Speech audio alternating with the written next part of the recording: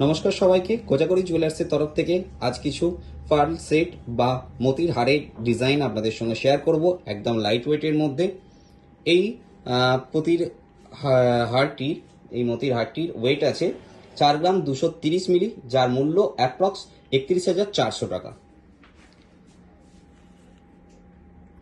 এই হারটির ওয়েট আছে 4 গ্রাম 300 মিলি, যার মূল্য অ্যাপ্রক্স 31,900 টাকা।